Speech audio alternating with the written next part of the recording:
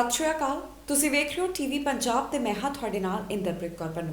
ਖਬਰਾਂ ਦੇ ਇਸ ਬੁਲੇਟਿਨ ਦੇ ਵਿੱਚ ਤੁਹਾਡਾ ਸਵਾਗਤ ਹੈ। ਸਭ ਤੋਂ ਪਹਿਲਾਂ ਝਾਤ ਮਾਰਦੇ ਹਾਂ ਅੱਜ ਦੀਆਂ ਚੋਣਵੀਆਂ ਖਬਰਾਂ ਦੇ ਉੱਪਰ। ਟਰੂਡੋ ਨੇ ਕਿਹਾ ਕਰ ਲਵੋ ਛੁੱਟੀਆਂ ਤੇ ਟਰੈਵਲ ਕੈਂਸਲ, ਨਹੀਂ ਮਿਲੇਗੀ ਯਾਤਰਾ ਦੀ ਇਜਾਜ਼ਤ। ਬ੍ਰਿਟਿਸ਼ ਕੋਲੰਬੀਆ ਨਹੀਂ ਬੰਦ ਕਰੇਗਾ ਬਾਰਡਰ, ਹੌਰਗਨ ਨੇ ਦੱਸਿਆ ਕਾਰਨ। ਕੈਨੀ ਨੇ ਫਿਰ ਦੁਹਰਾਈ ਮੰਗ, ਪਾਈਪਲਾਈਨ ਬਾਰੇ ਲਿਖਿਆ ਟਰੂਡੋ ਨੂੰ ਪੱਤਰ। ਟਰੂਡੋ ਨੇ ਫਾਈਜ਼ਰ ਦੇ CEO ਨਾਲ ਕੀਤੀ ਗੱਲਬਾਤ, ਵੈਕਸੀਨ ਦੇ ਵਿੱਚ ਦੇਰੀ ਬਾਰੇ ਕੀਤੀ ਚਰਚਾ। ਜਗਮੀਤ ਸਿੰਘ ਦੀ ਪਤਨੀ ਵੀ ਆਈ ਕਿਸਾਨਾਂ ਦੇ ਹੱਕ ਦੇ ਵਿੱਚ, ਖੁੱਲ੍ਹ ਕੇ ਕੀਤਾ ਕਿਸਾਨਾਂ ਦਾ ਸਮਰਥਨ। ਜੇਕਰ ਤੁਸੀਂ ਛੁੱਟੀਆਂ ਦੇ ਵਿੱਚ ਘੁੰਮਣ ਦਾ ਪਲਾਨ ਬਣਾ ਰਹੇ ਹੋ ਤਾਂ ਉਸ ਨੂੰ ਰੱਦ ਕਰ ਦਿਓ, ਉਹਨਾਂ ਨੂੰ ਕੈਂਸਲ ਕਰ ਦਿਓ, ਕਿਉਂਕਿ ਪ੍ਰਧਾਨ ਮੰਤਰੀ ਜਸਟਿਨ ਟਰੂਡੋ ਵੱਲੋਂ ਤਾਜ਼ਾ ਹਾਲਾਤਾਂ ਦੇ ਨਾਲ ਜਾਣੂ ਕਰਵਾਇਆ ਗਿਆ। ਪ੍ਰੈਸ ਕਾਨਫਰੰਸ ਦੇ ਵਿੱਚ ਜਾਣਕਾਰੀ ਦਿੰਦਿਆਂ ਉਹਨਾਂ ਕਿਹਾ ਕਿ ਨਾਨ ਐਸੈਂਸ਼ੀਅਲ ਟਰੈਵਲ ਦੇ ਉੱਪਰ ਕਿਸੇ ਵੀ ਤਰ੍ਹਾਂ ਦੀ ਢਿੱਲ ਨਹੀਂ ਦਿੱਤੀ ਜਾਏਗੀ। ਦੱਸ ਦਈਏ ਕਿ ਕੈਨੇਡਾ ਵੱਲੋਂ ਕੱਲ੍ਹ ਹੀ ਐਲਾਨ ਕੀਤਾ ਗਿਆ ਹੈ ਕਿ ਨਾਨ ਐਸੈਂਸ਼ੀਅਲ ਟਰੈਵਲ ਦੇ ਉੱਪਰ ਰੋਕ 21 ਫਰਵਰੀ ਤੱਕ ਬਰਕਰਾਰ ਰਹੇਗੀ। ਪ੍ਰਧਾਨ ਮੰਤਰੀ ਨੇ ਇਸ ਦੌਰਾਨ ਕਿਹਾ ਹੈ ਕਿ ਬਾਹਰ ਘੁੰਮਣ ਜਾਣ ਦਾ ਜਾਂ ਫਿਰ ਕਿਸੇ ਹੋਰ ਜਗ੍ਹਾ ਦੇ ਉੱਪਰ ਜਾਣ ਦਾ ਇਹ ਸਹੀ ਵੇਲਾ ਨਹੀਂ ਹੈ, ਕਿਉਂਕਿ ਕੋਵਿਡ ਵਾਇਰਸ ਅਜੇ ਵੀ ਫੈਲਿਆ ਹੋਇਆ ਹੈ। ਨਾਲ ਹੀ ਉਹਨਾਂ ਨੇ ਵੈਕਸੀਨੇਸ਼ਨ ਦੇ ਪਲਾਨ ਦੇ ਬਾਰੇ ਵਿੱਚ ਵੀ ਜਾਣਕਾਰੀ ਸਾਂਝੀ ਕੀਤੀ ਹੈ। ਪ੍ਰਧਾਨ ਮੰਤਰੀ ਜਸਟਿਨ ਟਰੂਡੋ ਨੇ ਪ੍ਰੈਸ ਕਾਨਫਰੰਸ ਦੌਰਾਨ ਵੈਕਸੀਨ ਦੇ ਬਾਰੇ ਵਿੱਚ ਜਾਣਕਾਰੀ ਦਿੱਤੀ ਹੈ, ਜਿੱਥੇ ਉਹਨਾਂ ਨੇ ਕਿਹਾ ਕਿ ਫਾਈਜ਼ਰ ਵੈਕਸੀਨ ਦੇ CEO ਦੇ ਨਾਲ ਕੱਲ੍ਹ ਉਹਨਾਂ ਵੱਲੋਂ ਗੱਲਬਾਤ ਕੀਤੀ ਗਈ ਹੈ। ਨਾਲ ਹੀ ਉਹਨਾਂ ਨੇ ਟਰੈਵਲ ਦੇ ਬਾਰੇ ਵਿੱਚ ਵੀ ਖਾਸ ਗੱਲਾਂ ਦਾ ਜ਼ਿਕਰ ਕੀਤਾ ਹੈ। ਉਹਨਾਂ ਕਿਹਾ ਕਿ ਜੇਕਰ ਤੁਸੀਂ ਛੁੱਟੀਆਂ ਮਨਾਉਣ ਦੇ ਲਈ ਸਪ੍ਰਿੰਗ ਸੀਜ਼ਨ ਦੇ ਵਿੱਚ ਜਾਣਾ ਚਾਹੁੰਦੇ ਹੋ ਤਾਂ ਇਹ ਸਹੀ ਸਮਾਂ ਨਹੀਂ ਹੈ। ਜੇ ਪਹਿਲਾਂ ਹੀ ਤੁਸੀਂ ਪਲਾਨ ਬਣਾ ਚੁੱਕੇ ਹੋ ਤਾਂ ਉਸ ਨੂੰ ਕੈਂਸਲ ਕਰ ਲਵੋ, ਕਿਉਂਕਿ ਕੈਨੇਡਾ ਵੱਲੋਂ ਟਰੈਵਲ ਰੈਸਟ੍ਰਿਕਸ਼ਨਸ ਅਜੇ ਜਾਰੀ ਰੱਖੀਆਂ ਗਈਆਂ ਹਨ। ਦੱਸ ਦਈਏ ਕਿ ਕੈਨੇਡਾ ਵੱਲੋਂ ਹੁਣ ਨਾਨ ਐਸੈਂਸ਼ੀਅਲ ਟਰੈਵਲ ਦੇ ਉੱਪਰ 21 ਫਰਵਰੀ ਤੱਕ ਰੋਕ ਲਗਾ ਦਿੱਤੀ ਗਈ ਹੈ। ਇਸ ਦੇ ਨਾਲ ਹੀ ਪ੍ਰਧਾਨ ਮੰਤਰੀ ਜਸਟਿਨ ਟਰੂਡੋ ਵੱਲੋਂ ਵੀ ਲੋਕਾਂ ਨੂੰ ਅਪੀਲ ਕੀਤੀ ਗਈ ਹੈ ਕਿ ਨਾਨ ਐਸੈਂਸ਼ੀਅਲ ਟਰੈਵਲ ਤੋਂ ਪਰਹੇਜ਼ ਕਰਨ ਅਤੇ ਕੋਵਿਡ ਦੇ ਸਾਰੇ ਨਿਯਮਾਂ ਦਾ ਪਾਲਣ ਕਰਨ। ਇਸ ਬਾਰੇ ਉਹਨਾਂ ਨੇ ਹੋਰ ਕੀ ਕਿਹਾ, ਆਓ ਸੁਣਦੇ ਹਾਂ। Monday will mark a year since the first recorded case of COVID-19 in Canada. If you're tired and fed up, that's understandable. But remember, this is not forever. With vaccines being rolled out, we're in the final stretch. Canada is approaching 750,000 vaccine doses administered across the country. And on average, the number of doses done daily is now almost 4 times more than what it was just 3 weeks ago. In other words, we're getting more vaccines delivered and delivered quicker, and these doses are getting out to more and more people. Yesterday, I spoke with the global CEO of Pfizer, Dr. Bourla. The next few weeks will be challenging when it comes to deliveries. That said, Dr. Bourla assured me that hundreds of thousands of Pfizer doses will be delivered the week of February 15th and in the weeks to follow. He also confirmed that we will receive all of our 4 million doses from Pfizer before March 31st. The current momentary delay is so that they can increase their production overall going forward. I'll also add that we'll get almost 500,000 Moderna doses in February too. We're working around the clock to get as many vaccines as we can, as fast as we can. It's what I'm thinking about when I wake up in the morning, when I go to bed, and every hour in between. At my 25th meeting with the premiers yesterday, we also talked about border and travel.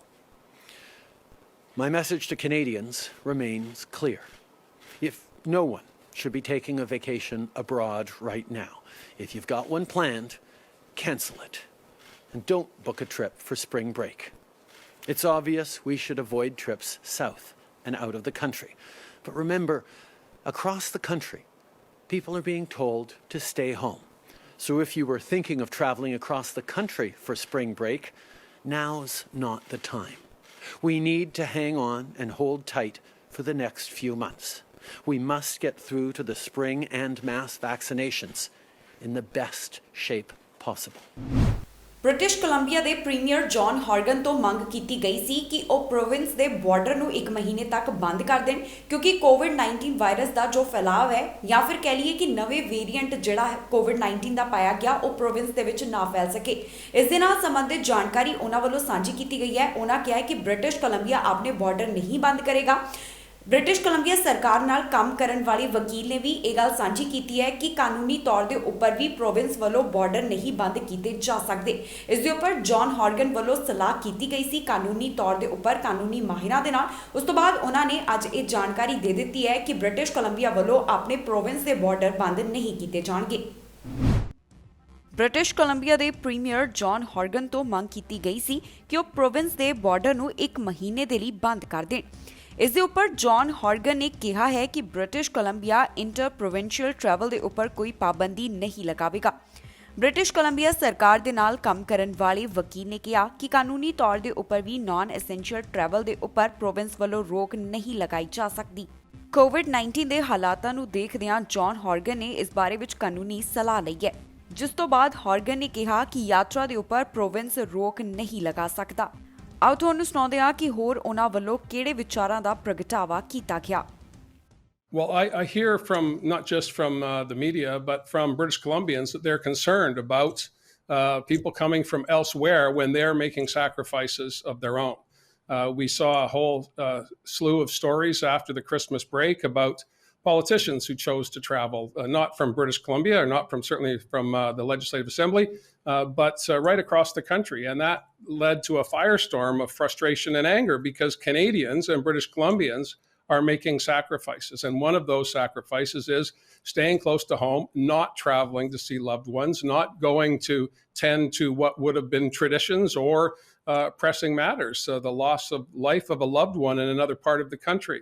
So it's been clear that this is a public interest, and we have been trying our best to find a way to meet that objective of the public in a way that's consistent with the Charter and other fundamental rights here in Canada. And so legal advice is what we've sought, and we'll take a look at it over the next couple of days. And if there is, I want to, I guess, to answer your question directly, Rob, I want to put this either to rest so that British Columbians understand that we cannot do that, and we're not going to do that, or there is a way to do it, and we're going to work with other provinces to achieve it. But people have been talking about it for months and months, as you know, and I think it's time we put it to bed finally and said either we can do it, and this is how we would do it, or we can't, and this is the reason why. That's the objective over the next couple of days. Canada the governor general ਵੱਲੋਂ ਆਪਣੇ ਅਹੁਦੇ ਤੋਂ ਅਸਤੀਫਾ ਦਿੱਤਾ ਗਿਆ। ਉਹਨਾਂ ਨੂੰ ਕਈ ਤਰ੍ਹਾਂ ਦੇ ਦੋਸ਼ਾਂ ਦਾ ਸਾਹਮਣਾ ਕਰਨਾ ਪਿਆ ਸੀ। ਉਹਨਾਂ ਦੇ ਦਫ਼ਤਰ ਦੇ ਉੱਪਰ ਵੀ ਕਈ ਦੋਸ਼ ਲੱਗੇ ਸਨ, ਜਿਸ ਦੇ ਚੱਲਦਿਆਂ ਜੋ ਇੱਕ ਰਿਪੋਰਟ ਪੇਸ਼ ਕੀਤੀ ਗਈ ਹੈ ਰਿਵਿਊ ਕਰਨ ਤੋਂ ਬਾਅਦ ਕਿਹਾ ਜਾ ਰਿਹਾ ਸੂਤਰਾਂ ਦੇ ਹਵਾਲੇ ਤੋਂ ਜਾਣਕਾਰੀ ਮਿਲੀ ਹੈ ਕਿ ਉਹ ਸਹੀ ਨਹੀਂ ਆਈ। ਇਸ ਦੇ ਚੱਲਦਿਆਂ ਹੁਣ ਉਹਨਾਂ ਨੇ ਆਪਣਾ ਅਹੁਦਾ ਛੱਡ ਦਿੱਤਾ ਹੈ ਤੇ ਉਹਨਾਂ ਦੇ ਅਹੁਦੇ ਦੇ ਉੱਪਰ ਹੁਣ ਕਿਸੇ ਨਵੇਂ ਵਿਅਕਤੀ ਨੂੰ ਅਪਾਇੰਟ ਕੀਤਾ ਜਾਵੇਗਾ। ਕੈਨੇਡਾ ਦੀ ਗਵਰਨਰ ਜਨਰਲ ਜੂਲੀ ਪੇਟੇ ਨੇ ਆਪਣੇ ਅਹੁਦੇ ਤੋਂ ਅਸਤੀਫਾ ਦੇ ਦਿੱਤਾ ਹੈ। ਉਹਨਾਂ ਨੇ ਆਪਣੇ ਅਹੁਦੇ ਤੋਂ ਅਸਤੀਫਾ ਦਫ਼ਤਰ ਦੇ ਉੱਪਰ ਲਗਾਏ ਦੋਸ਼ਾਂ ਤੋਂ ਬਾਅਦ ਦਿੱਤਾ ਹੈ। ਦੱਸ ਦਈਏ ਕਿ ਉਹਨਾਂ ਦੇ ਦਫ਼ਤਰ ਦੇ ਉੱਪਰ ਵਰਕਪਲੇਸ ਹਰਾਸਮੈਂਟ ਦੇ ਦਾਅਵਿਆਂ ਨੂੰ ਲੈ ਕੇ ਇੱਕ ਰਿਪੋਰਟ ਪ੍ਰਕਾਸ਼ਿਤ ਕੀਤੀ ਗਈ ਸੀ। ਜੁਲਾਈ ਮਹੀਨੇ ਦੇ ਵਿੱਚ ਇਹਨਾਂ ਸਾਰੇ ਦੋਸ਼ਾਂ ਦੇ ਉੱਪਰ ਇੱਕ ਇੰਡੀਪੈਂਡੈਂਟ ਰਿਵਿਊ ਵੀ ਕੀਤਾ ਗਿਆ ਸੀ। ਇਹ ਉਦੋਂ ਕੀਤਾ ਗਿਆ ਸੀ ਜਦੋਂ ਗਵਰਨਰ ਜਨਰਲ ਦੀ ਅਧਿਕਾਰਿਤ ਰਿਹਾਇਸ਼ ਰੇਡੀਓ ਹਾਲ ਦੇ ਵਿੱਚ ਖਰਾਬ ਵਾਤਾਵਰਣ ਜਾਣੀ ਕਿ ਵਰਕਪਲੇਸ ਹਰਾਸਮੈਂਟ ਦੇ ਦੋਸ਼ ਲੱਗੇ ਸਨ। ਜਾਣਕਾਰੀ ਸਾਹਮਣੇ ਆਈ ਹੈ ਕਿ ਇਸ ਰਿਵਿਊ ਦੇ ਨਤੀਜੇ ਬਹੁਤ ਖਰਾਬ ਸਨ। ਪੇਟੇ ਨੇ ਇੱਕ ਬਿਆਨ ਦੇ ਵਿੱਚ ਕਿਹਾ ਕਿ ਮੇਰੇ ਦਫ਼ਤਰ ਦੀ ਭਲਾਈ ਵਾਸਤੇ ਮੈਂ ਇਸ ਨਤੀਜੇ ਦੇ ਉੱਪਰ ਪਹੁੰਚੀ ਹਾਂ ਕਿ ਨਵੇਂ ਗਵਰਨਰ ਜਨਰਲ ਦੀ ਅਪਾਇੰਟਮੈਂਟ ਕੀਤੀ ਜਾਣੀ ਚਾਹੀਦੀ ਹੈ। ਉਹਨਾਂ ਕਿਹਾ ਕਿ ਮੈਂ ਆਪਣੇ ਅਹੁਦੇ ਤੋਂ ਅਸਤੀਫਾ ਦੇ ਰਹੀ ਹਾਂ ਅਤੇ ਕੈਨੇਡਾ ਦੇ ਪ੍ਰਧਾਨ ਮੰਤਰੀ ਨੂੰ ਆਪਣੇ ਫੈਸਲੇ ਬਾਰੇ ਦੱਸ ਰਹੀ ਹਾਂ। ਦੱਸ ਦਈਏ ਕਿ ਗਵਰਨਰ ਜਨਰਲ ਦੇ ਦਫ਼ਤਰ ਦੇ ਵਿੱਚ ਕੰਮ ਕਰਨ ਵਾਲੇ ਸਾਬਕਾ ਕਰਮਚਾਰੀਆਂ ਨੇ ਦੋਸ਼ ਲਗਾਇਆ ਸੀ ਕਿ ਪੇਟੇ ਉਹਨਾਂ ਨੂੰ ਧਮਕਾਉਂਦੀ ਹੈ, ਜਨਤਕ ਤੌਰ ਦੇ ਉੱਪਰ ਅਪਮਾਨ ਕਰਦੀ ਹੈ ਅਤੇ ਵਰਕਰਸ ਦੇ ਨਾਲ ਮਾੜਾ ਵਿਵਹਾਰ ਕਰਦੀ ਹੈ। ਇਸ ਕਾਰਨ ਕੁਝ ਨੇ ਤੰਗ ਆ ਕੇ ਦਫ਼ਤਰ ਛੱਡ ਦਿੱਤਾ ਸੀ। ਪਰੇਸ਼ਾਨ ਕਰਨ ਦੇ ਦਾਅਵਿਆਂ ਤੋਂ ਇਲਾਵਾ ਪੇਟੇ ਨੂੰ ਆਲੋਚਨਾਵਾਂ ਦਾ ਵੀ ਸਾਹਮਣਾ ਕਰਨਾ ਪਿਆ ਸੀ। ਦਰਅਸਲ ਆਪਣੇ ਰੀਡਿਊ ਹਾਲ ਦੇ ਵਿੱਚ ਮਹਿੰਗੇ ਰੈਨੋਵੇਸ਼ਨ ਦੇ ਉੱਪਰ ਜ਼ੋਰ ਦੇਣ ਦੇ ਲਈ ਉਹਨਾਂ ਨੂੰ ਆਲੋਚਨਾਵਾਂ ਦਾ ਸਾਹਮਣਾ ਕਰਨਾ ਪਿਆ। ਹੁਣ ਪੇਟੇ ਦੀ ਜਗ੍ਹਾ ਦੇ ਉੱਪਰ ਕਿਸੇ ਨਵੇਂ ਨੂੰ ਅਪਾਇੰਟ ਕੀਤਾ ਜਾਵੇਗਾ।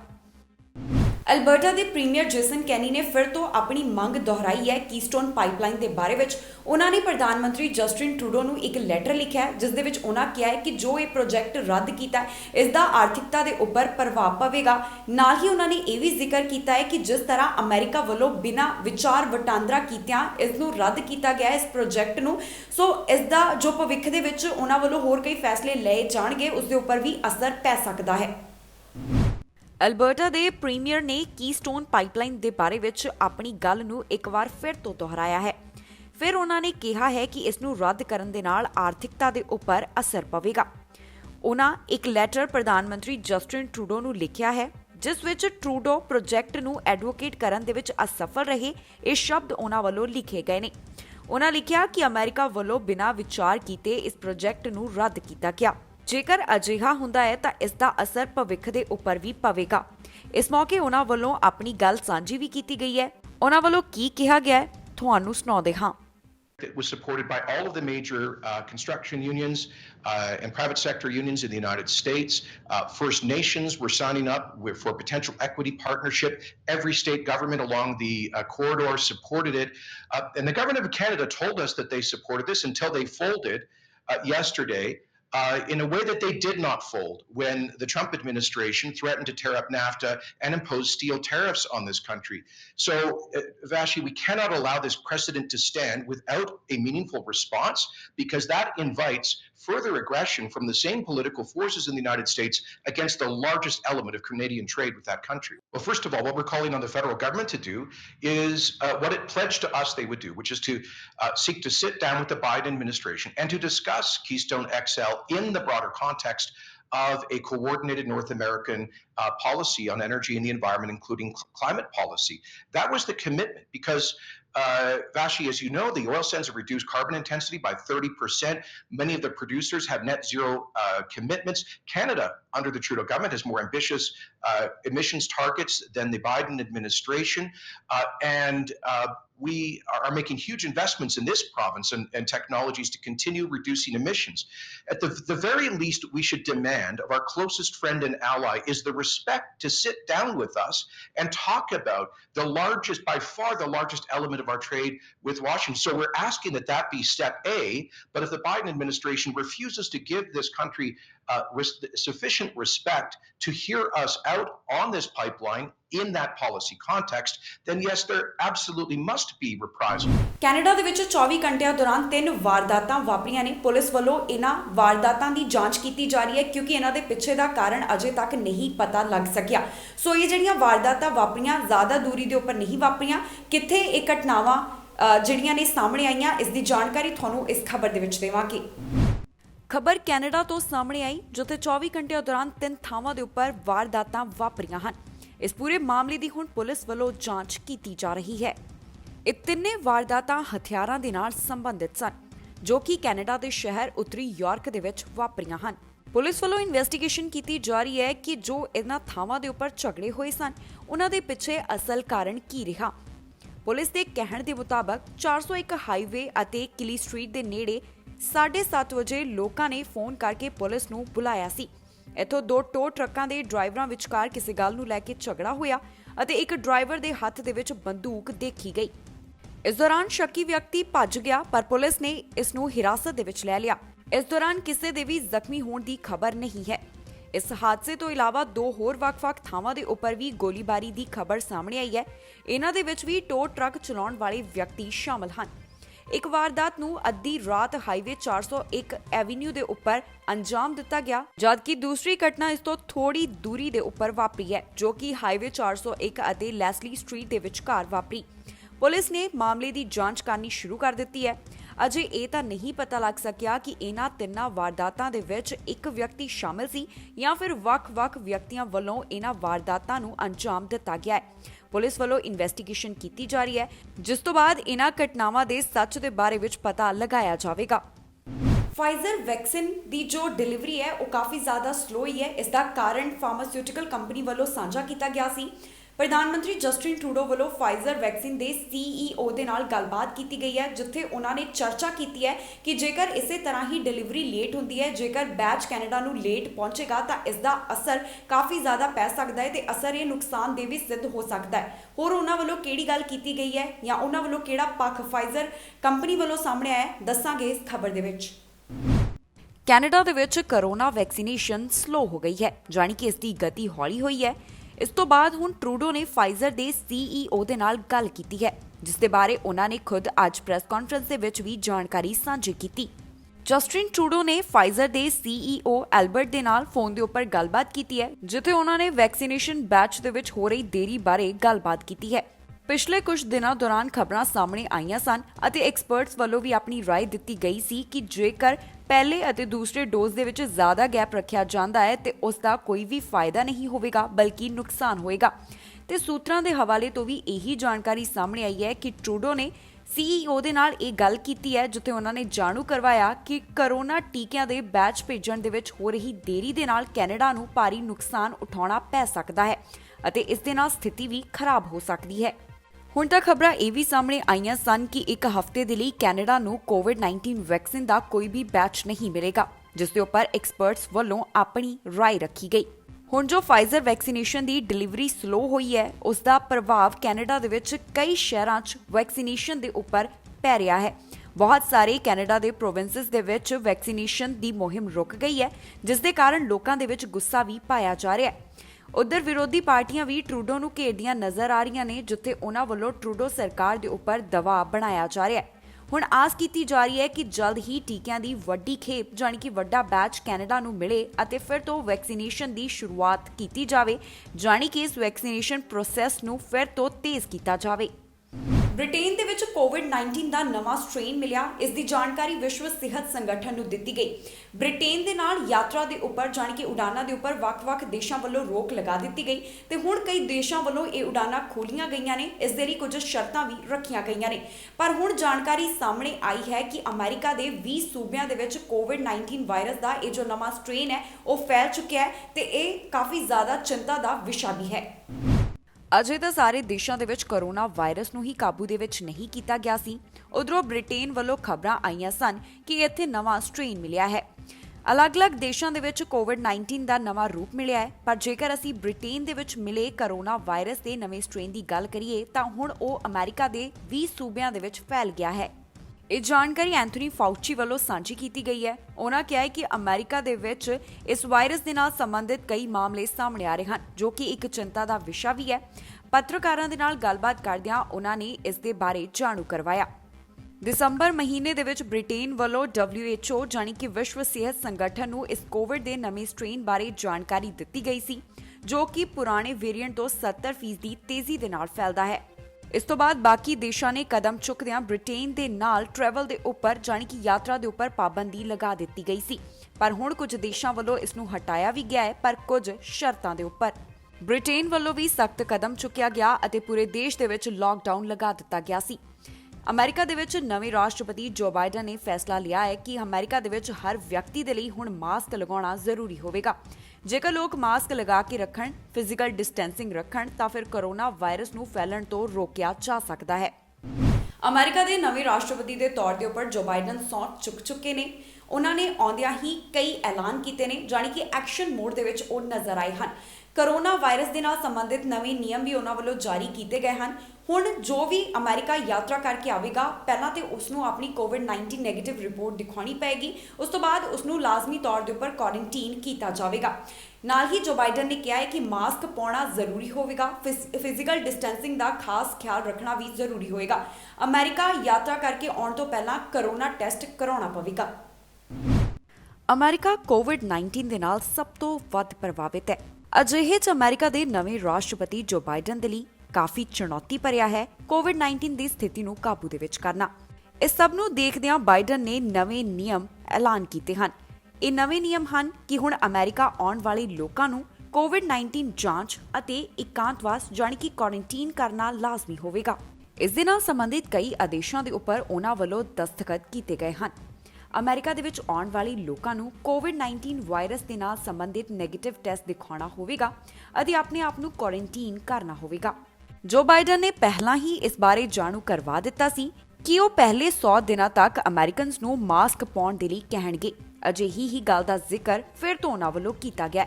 ਉਹਨਾਂ ਕਿਹਾ ਹੈ ਕਿ ਹੁਣ ਲੋਕਾਂ ਨੂੰ ਮਾਸਕ ਪਾਉਣਾ ਜ਼ਰੂਰੀ ਹੋਵੇਗਾ, ਨਾਲ ਹੀ ਫਿਜ਼ੀਕਲ ਡਿਸਟੈਂਸਿੰਗ ਦਾ ਵੀ ਖਾਸ ਖਿਆਲ ਰੱਖਣਾ ਪਵੇਗਾ। ਜਿਹੜੇ ਵੀ ਅਮਰੀਕਾ ਯਾਤਰਾ ਕਰਕੇ ਆਉਣਗੇ, ਉਸ ਤੋਂ ਪਹਿਲਾਂ ਉਹਨਾਂ ਨੂੰ ਆਪਣਾ ਕਰੋਨਾ ਟੈਸਟ ਕਰਵਾਉਣਾ ਹੋਵੇਗਾ। ਵੈਕਸੀਨ ਬਾਰੇ ਗੱਲ ਕਰਦਿਆਂ ਉਹਨਾਂ ਨੇ ਕਿਹਾ ਕਿ ਉਹਨਾਂ ਦਾ ਹੁਣ ਟੀਚਾ ਹੋਵੇਗਾ ਕਿ ਵੈਕਸੀਨੇਸ਼ਨ ਦੇ ਪ੍ਰੋਸੈਸ ਨੂੰ ਅਤੇ ਵੈਕਸੀਨੇਸ਼ਨ ਦੀ ਸਪਲਾਈ ਨੂੰ ਤੇਜ਼ ਕੀਤਾ ਜਾਵੇ ਤਾਂ ਕਿ ਵੱਧ ਤੋਂ ਵੱਧ ਅਮਰੀਕਨਸ ਨੂੰ ਇਹ ਟੀਕਾ ਲਗਾਇਆ ਜਾ ਸਕੇ। ਜੋ ਬਾਈਡਨ ਨੇ ਕਿਹਾ ਹੈ ਕਿ ਪਹਿਲੇ 100 ਦਿਨਾਂ ਦੇ ਵਿੱਚ 10 ਕਰੋੜ ਲੋਕਾਂ ਨੂੰ ਇਹ ਵੈਕਸੀਨ ਲਗਾਇਆ ਜਾਵੇਗਾ। ਅਜਿਹਾ ਕਰਨ ਦਾ ਉਹਨਾਂ ਵੱਲੋਂ ਟੀਚਾ ਰੱਖਿਆ ਗਿਆ ਹੈ। ਡੋਨਲਡ ਟਰੰਪ ਦੀ ਇੰਪੀਚਮੈਂਟ ਦਾ ਪ੍ਰੋਸੈਸ ਫਰਵਰੀ ਮਹੀਨੇ ਦੇ ਵਿੱਚ ਹੋ ਸਕਦਾ ਹੈ। ਇਸ ਦੇ ਲਈ ਪ੍ਰਸਤਾਵ ਪੇਸ਼ ਕੀਤਾ ਗਿਆ ਹੈ। ਕਿਸਨੇ ਇਹ ਪ੍ਰਸਤਾਵ ਰੱਖਿਆ ਹੈ, ਕੀ ਹੈ ਪੂਰਾ ਮਾਮਲਾ, ਜਾਣੋ ਇਸ ਖਬਰ ਦੇ ਰਾਹੀਂ। ਜੋ ਬਾਈਡਨ ਵੱਲੋਂ ਅਮਰੀਕਾ ਦੇ 46ਵੇਂ ਰਾਸ਼ਟਰਪਤੀ ਦੇ ਤੌਰ ਦੇ ਉੱਪਰ ਸਹੁੰ ਚੁੱਕੀ ਗਈ ਅਤੇ ਡੋਨਲਡ ਟਰੰਪ ਵਾਈਟ ਹਾਊਸ ਨੂੰ ਛੱਡ ਕੇ ਚਲੇ ਗਏ। ਅਜਿਹੇ ਵਿੱਚ ਉਹਨਾਂ ਦੇ ਨਾਲ ਸੰਬੰਧਿਤ ਹੁਣ ਖਬਰ ਸਾਹਮਣੇ ਆਈ ਹੈ ਕਿ ਫਰਵਰੀ ਮਹੀਨੇ ਦੇ ਵਿੱਚ ਟਰੰਪ ਦੇ ਉੱਪਰ ਇੰਪੀਚਮੈਂਟ ਦੀ ਸੁਣਵਾਈ ਹੋ ਸਕਦੀ ਹੈ। ਮਹਾਦੋਸ਼ ਦੀ ਸੁਣਵਾਈ ਨੂੰ ਸ਼ੁਰੂ ਕਰਨ ਦਾ ਪ੍ਰਸਤਾਵ ਰੱਖਿਆ ਗਿਆ ਹੈ। ਇਹ ਪ੍ਰਸਤਾਵ ਅਮਰੀਕਾ ਦੇ ਅਪਰ ਹਾਊਸ ਦੇ ਨੇਤਾ ਮਿਚ ਨੇ ਰੱਖਿਆ ਹੈ। ਉਹਨਾਂ ਕਿਹਾ ਕਿ ਫਰਵਰੀ ਦੇ ਵਿੱਚ ਸਾਬਕਾ ਰਾਸ਼ਟਰਪਤੀ ਡੋਨਲਡ ਟਰੰਪ ਦੇ ਉੱਪਰ ਇੰਪੀਚਮੈਂਟ ਦੀ ਸੁਣਵਾਈ ਕੀਤੀ ਜਾਵੇ। ਟਰੰਪ ਦੇ ਉੱਪਰ ਦੋਸ਼ ਹੈ ਕਿ ਕੈਪੀਟਲ ਹਿੱਲ ਦੇ ਵਿੱਚ 6 ਜਨਵਰੀ ਨੂੰ ਉਹਨਾਂ ਵੱਲੋਂ ਹਿੰਸਾ ਭੜਕਾਈ ਗਈ ਹੈ, ਜਿਸ ਦੇ ਚੱਲਦਿਆਂ ਅਪਰ ਹਾਊਸ ਦੇ ਵਿੱਚ ਪਿਛਲੇ ਹਫ਼ਤੇ ਉਹਨਾਂ ਦੇ ਖਿਲਾਫ ਮਹਾਦੋਸ਼ ਚਲਾਇਆ ਗਿਆ ਸੀ। ਟਰੰਪ ਨੇ ਦੋਸ਼ਾਂ ਨੂੰ ਖਾਰਿਜ ਕੀਤਾ। ਉਹਨਾਂ ਦੱਸਿਆ ਕਿ ਕੈਪੀਟਲ ਹਿੱਲ ਦੇ ਵਿੱਚ ਪ੍ਰਦਰਸ਼ਨਕਾਰੀਆਂ ਦੇ ਆਉਣ ਤੋਂ ਪਹਿਲਾਂ ਉਹਨਾਂ ਜੋ ਭਾਸ਼ਣ ਦਿੱਤਾ ਸੀ ਉਹ ਪੂਰੀ ਤਰ੍ਹਾਂ ਦੇ ਨਾਲ ਠੀਕ ਸੀ। ਸਪੋਰਟਰਸ ਕਾਂਗਰਸ ਨੂੰ ਰਾਸ਼ਟਰਪਤੀ ਜੋ ਬਾਈਡਨ ਦੀ ਚੋਣ ਜਿੱਤਣ ਦਾ ਸਰਟੀਫਿਕੇਟ ਦੇਣ ਤੋਂ ਰੋਕਣ ਦੀ ਕੋਸ਼ਿਸ਼ ਕਰ ਰਹੇ ਸਨ। ਇਸ ਦੌਰਾਨ ਹਿੰਸਾ ਹੋਈ ਅਤੇ ਇਸ ਹਿੰਸਾ ਦੇ ਵਿੱਚ 5 ਜਾਣਿਆਂ ਦੀ ਜਾਨ ਵੀ ਗਈ। ਇਹ ਵੀ ਦੇਖਿਆ ਗਿਆ ਕਿ ਜੋ ਬਾਈਡਨ ਦੇ ਸਹੁੰ ਚੁੱਕ ਸਮਾਗਮ ਤੋਂ ਪਹਿਲਾਂ ਹੀ ਡੋਨਲਡ ਟਰੰਪ ਵਾਈਟ ਹਾਊਸ ਛੱਡ ਕੇ ਚਲੇ ਗਏ। ਉਹਨਾਂ ਵੱਲੋਂ ਕੋਈ ਵੀ ਰਸਮ ਇੱਥੇ ਨਹੀਂ ਨਿਭਾਈ ਗਈ। ਸਾਰੀਆਂ ਰਸਮਾਂ ਉਪ ਰਾਸ਼ਟਰਪਤੀ ਮਾਈਕ ਪੈਂਸ ਨੇ ਨਿਭਾਈਆਂ। ਐਨਡੀਪੀ ਲੀਡਰ ਜਗਮੀਤ ਸਿੰਘ ਤੋਂ ਬਾਅਦ ਉਹਨਾਂ ਦੀ ਪਤਨੀ ਗੁਰਕਿਰਨ ਕੌਰ ਵੀ ਕਿਸਾਨਾਂ ਦੇ ਹੱਕ ਦੇ ਵਿੱਚ ਖੁੱਲ੍ਹ ਕੇ ਸਾਹਮਣੇ ਆਈ ਹੈ। ਆਪਣੇ ਸੋਸ਼ਲ ਮੀਡੀਆ ਅਕਾਊਂਟ ਦੇ ਉੱਪਰ ਉਹਨਾਂ ਨੇ ਪੋਸਟ ਸਾਂਝੀ ਕੀਤੀ ਹੈ, ਜਿਸ ਵਿੱਚ ਉਹਨਾਂ ਕਿਹਾ ਕਿ ਮੈਂ ਆਪਣੀਆਂ ਭੈਣ ਭਰਾ ਤੇ ਮਾਤਾਵਾਂ ਦੇ ਨਾਲ ਹਾਂ ਜੋ ਆਪਣੀ ਹੱਕਾਂ ਦੀ ਲੜਾਈ ਲੜ ਰਹੇ ਨੇ। ਨਾਲ ਹੀ ਉਹਨਾਂ ਕਿਹਾ ਕਿ ਜਦੋਂ ਤੱਕ ਬਦਲਾਵ ਨਹੀਂ ਆ ਜਾਂਦਾ ਉਦੋਂ ਤੱਕ ਇਹ ਜੰਗ ਜਾਰੀ ਰਹੇਗੀ। ਜਗਮੀਤ ਸਿੰਘ ਪਹਿਲਾਂ ਹੀ ਕਿਸਾਨਾਂ ਦੇ ਹੱਕ ਦੇ ਵਿੱਚ ਖੁੱਲ੍ਹ ਕੇ ਸਮਰਥਨ ਕਰ ਚੁੱਕੇ ਨੇ। ਟੀਵੀ ਪੰਜਾਬ ਨੂੰ ਦਿੱਤੀ ਇੰਟਰਵਿਊ ਦੇ ਵਿੱਚ ਵੀ ਉਹਨਾਂ ਨੇ ਖੁੱਲ੍ਹ ਕੇ ਇਸ ਬਾਰੇ ਵਿੱਚ ਆਪਣਾ ਪੱਖ ਰੱਖਿਆ ਸੀ। ਜਗਮੀਤ ਸਿੰਘ ਤੋਂ ਬਾਅਦ ਉਹਨਾਂ ਦੀ ਪਤਨੀ ਗੁਰਕਿਰਨ ਕੌਰ ਨੇ ਵੀ ਖੁੱਲ੍ਹ ਕੇ ਕਿਸਾਨਾਂ ਦਾ ਸਮਰਥਨ ਕੀਤਾ ਹੈ। ਉਹਨਾਂ ਨੇ ਦਿੱਲੀ ਧਰਨੇ ਤੇ ਬੈਠੇ ਕਿਸਾਨਾਂ ਦੇ ਲਈ ਆਵਾਜ਼ ਚੁੱਕੀ ਹੈ। ਆਪਣੇ ਸੋਸ਼ਲ ਮੀਡੀਆ ਅਕਾਊਂਟ ਦੇ ਉੱਪਰ ਉਹਨਾਂ ਵੱਲੋਂ ਇੱਕ ਪੋਸਟ ਸਾਂਝੀ ਕੀਤੀ ਗਈ, ਜਿਸ ਵਿੱਚ ਉਹਨਾਂ ਲਿਖਿਆ ਕਿ ਮੈਂ ਆਪਣੇ ਉਹਨਾਂ ਭੈਣ ਭਰਾਵਾਂ ਅਤੇ ਮਾਤਾਵਾਂ ਦੇ ਨਾਲ ਹਾਂ ਜੋ ਆਪਣੇ ਹੱਕਾਂ ਦੀ ਲੜਾਈ ਲੜ ਰਹੇ ਹਨ। 2 ਮਹੀਨੇ ਤੋਂ ਵੱਧ ਦਾ ਸਮਾਂ ਹੋ ਗਿਆ ਹੈ। ਜਦ ਤੱਕ ਬਦਲਾਵ ਨਹੀਂ ਆਉਂਦਾ ਇਹ ਜੰਗ ਜਾਰੀ ਰਹੇਗੀ। ਦੱਸ ਦਈਏ ਕਿ ਇਸ ਤੋਂ ਪਹਿਲਾਂ ਐਨਡੀਪੀ ਲੀਡਰ ਜਗਮੀਤ ਸਿੰਘ ਵੱਲੋਂ ਖੁੱਲ੍ਹ ਕੇ ਕਿਸਾਨਾਂ ਨੂੰ ਸਪੋਰਟ ਕੀਤਾ ਜਾ ਚੁੱਕਿਆ ਹੈ। ਉਹਨਾਂ ਨੇ ਪੋਸਟ ਪਾ ਕੇ ਕਿਸਾਨਾਂ ਦੇ ਹੱਕ ਦੇ ਵਿੱਚ ਆਵਾਜ਼ ਚੁੱਕੀ ਸੀ। ਇਸ ਦੇ ਨਾਲ ਹੀ ਟੀਵੀ ਪੰਜਾਬ ਨੂੰ ਦਿੱਤੇ ਆਪਣੀ ਇੰਟਰਵਿਊ ਦੇ ਵਿੱਚ ਵੀ ਉਹਨਾਂ ਨੇ ਖੁੱਲ੍ਹ ਕੇ ਇਸ ਦਾ ਸਮਰਥਨ ਕੀਤਾ ਸੀ। ਉਹਨਾਂ ਕਿਹਾ ਕਿ ਮੈਂ ਕਿਸਾਨਾਂ ਦੇ ਨਾਲ ਹਾਂ ਜੋ ਆਪਣੀਆਂ ਮੰਗਾਂ ਦੇ ਲਈ ਆਪਣੇ ਹੱਕਾਂ ਦੀ ਲੜਾਈ ਲੜ ਰਹੇ ਹਨ ਤੇ ਦਿੱਲੀ ਧਰਨੇ ਦੇ ਉੱਪਰ ਬੈਠੇ ਨੇ। ਇਸ ਦੌਰਾਨ ਬੋਲਦਿਆਂ ਉਹਨਾਂ ਵੱਲੋਂ ਇਹ ਗੱਲ ਕਹੀ ਗਈ ਸੀ ਕਿ ਸਰਕਾਰ ਨੂੰ ਇਹਨਾਂ ਕਿਸਾਨਾਂ ਦੀਆਂ ਮੰਗਾਂ ਮੰਨਣੀਆਂ ਚਾਹੀਦੀਆਂ ਨੇ ਤੇ ਇਹਨਾਂ ਦੀ ਗੱਲ ਨੂੰ ਸੁਣਨਾ ਚਾਹੀਦਾ ਹੈ। ਦੱਸ ਦਈਏ ਕਿ ਕੈਨੇਡਾ ਦੇ ਵਿੱਚ ਲਗਾਤਾਰ ਕਿਸਾਨਾਂ ਦੇ ਹੱਕ ਦੇ ਵਿੱਚ ਅੰਦੋਲਨ ਕੀਤੇ ਜਾ ਰਹੇ ਹਨ। ਸ਼ਨੀਵਾਰ ਐਤਵਾਰ ਨੂੰ ਵੱਖ-ਵੱਖ ਥਾਵਾਂ ਦੇ ਉੱਪਰ ਪ੍ਰੋਟੈਸਟ ਕੀਤੇ ਜਾਂਦੇ ਨੇ। ਕਾਰ ਟਰੱਕ ਰੈਲੀਆਂ ਕੱਢੀਆਂ ਜਾਂਦੀਆਂ ਨੇ, ਜਿਸ ਦੇ ਵਿੱਚ ਲਗਾਤਾਰ ਕਿਸਾਨਾਂ ਨੂੰ ਸਪੋਰਟ ਅਤੇ ਖੇਤੀ ਕਾਨੂੰਨਾਂ ਦਾ ਵਿਰੋਧ ਕੀਤਾ ਜਾਂਦਾ ਹੈ। ਤੇ ਹੁਣ ਜਗਮੀਤ ਸਿੰਘ ਤੋਂ ਬਾਅਦ ਉਹਨਾਂ ਦੀ ਪਤਨੀ ਗੁਰਕਿਰਨ ਸਿੰਘ ਵੀ ਕਿਸਾਨਾਂ ਦੇ ਹੱਕ ਦੇ ਵਿੱਚ ਖੁੱਲ੍ਹ ਕੇ ਸਾਹਮਣੇ ਆਈ ਹੈ। ਕੈਨੇਡਾ ਦੇ ਵੱਖ-ਵੱਖ ਪ੍ਰੋਵਿੰਸਸ ਤੋਂ ਲਗਾਤਾਰ ਕੋਵਿਡ-19 ਦੇ ਮਾਮਲੇ ਸਾਹਮਣੇ ਆ ਰਹੇ ਨੇ। ਚਿੰਤਾ ਦਾ ਵਿਸ਼ਾ ਵੀ ਬਣੇ ਹੋਏ ਨੇ। ਪ੍ਰੋਵਿੰਸਸ ਵੱਲੋਂ ਆਪਣੇ ਨਿਯਮ ਹੋਰ ਵੀ ਜ਼ਿਆਦਾ ਸਖਤ ਕੀਤੇ ਜਾ ਰਹੇ ਨੇ, ਯਾਨੀ ਕਿ ਪਾਬੰਦੀਆਂ ਨੂੰ ਹੋਰ ਵੀ ਸਖਤੀ ਦੇ ਨਾਲ ਲਾਗੂ ਕੀਤਾ ਜਾ ਰਿਹਾ ਤਾਂ ਕਿ ਜੋ ਕਰੋਨਾ ਵਾਇਰਸ ਦੀ ਸਥਿਤੀ ਹੈ ਉਸ ਨੂੰ ਕਾਬੂ ਦੇ ਵਿੱਚ ਰੱਖਿਆ ਜਾਵੇ।